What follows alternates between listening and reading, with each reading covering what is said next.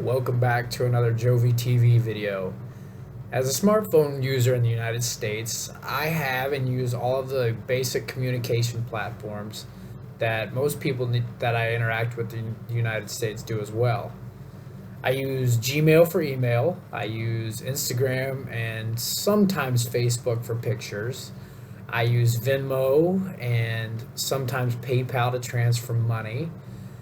I use Waze or Google or Apple Maps for navigation. And I use several others like Facebook Messenger that goes along with it, Snapchat, mainly just for jokes. And I also use and have dabbled in, I should say, the dating apps like Bumble and Tinder. If you are telling yourself that you don't use those, you are probably lying or you were spoken for before those apps came out. I also started using WhatsApp during another time abroad, but I returned back to the United States since then and came to China. So my use of WhatsApp has gone significantly down since I was in another foreign, non-China country.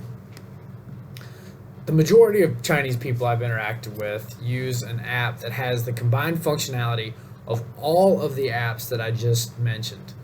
It's called WeChat. And because most of the apps that I use back home, or the ones I just named, are blocked by the Chinese firewall, and also, importantly, because almost everything here runs on WeChat, I've adopted WeChat as a pretty significant part of my life. And that sounds like a strong statement, but it's not. So to explain, I get on WeChat here, push the icon, I push it twice, and you can see that I've got a substantial amount of messages, and you can see that I've communicated with a lot of people. Most people's basic messaging, voice notes, and calls are all done on WeChat.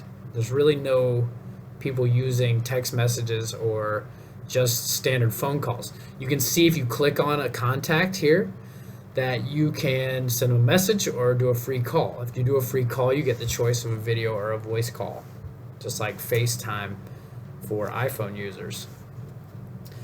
Within each profile, there's also a moments section.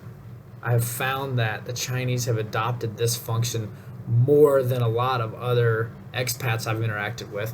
But essentially, you can post pictures and descriptions and dates along with those pictures like you would on Facebook or Instagram, and people can look and like and comment.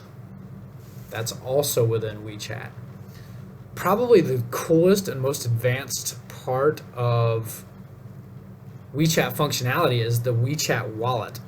I don't want to point this too close to the camera for fear that I'm putting this on the internet and I have no idea where my financial information could end up. But if you do use WeChat Wallet, and I'm going to, you can pay at restaurants by just putting your barcode up to a scanner and pay. You can use it to pay individuals like most people do on Venmo. You can use it to pay for charity, make charitable donations.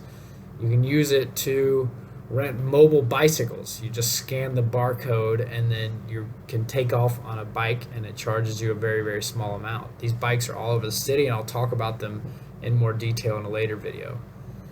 You can also pay for railroad tickets, train tickets I should say, and flights, taxis, specials, movie tickets, hotels, and there are a lot of limited time promotions that you can pay for. So moving on, there is also the people nearby function. You click on this discover button and then you can go to people nearby. It closely resembles the Find My Friends app that people use on their iPhones. I don't know many people that use that a lot, as sharing your location is an easy way for someone to, I don't know, come and find you, somebody to come and find you that you might not want to find you. But in China, this people nearby function on WeChat is really used very often for people here to discover dating candidates. It's almost like Tinder or Bumble without the liking. You just find out where someone is and then you send them a greeting. You send them a message. If they respond, you're in action. You can take it wherever you want.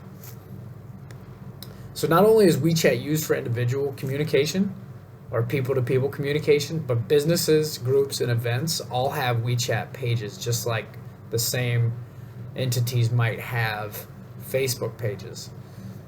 So let's see. This keeps WeChat organizes all my contacts and all the interactions I've had with them, but it organizes all of the pages of businesses, groups, and events that I might be following into one place, and I can just go there and click on things that I might find interesting and find out more about local events, or really just any kind of content that the user or the business chooses to put out.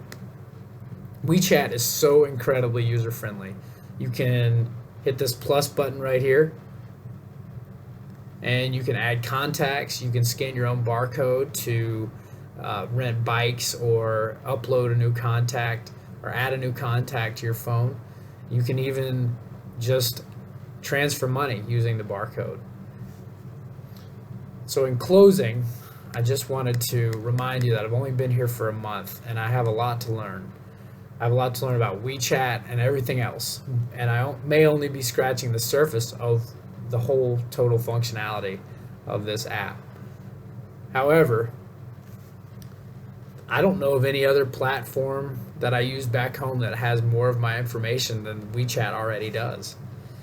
And that begs the question as to whether the United States will ever adopt WeChat in the way that China has. And my knee-jerk reaction is no, because Americans, especially like me, generally would not be willing to give up this much of their identity or their personal data to one place. This company that is the parent company for WeChat is already the 800-pound gorilla in the China communication tech industry. But if people in the United States started using it en masse, it would really give Apple or any of the other tech giants a run for its money if they were comparing the amount of user data they had. I really, really like WeChat. I cannot imagine living here without a smartphone. But now it's made my life so easy that I can't imagine living here without WeChat.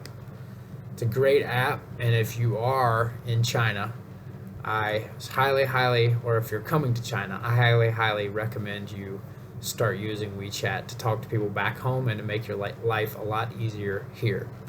So thank you for tuning in, and I'll see you next time.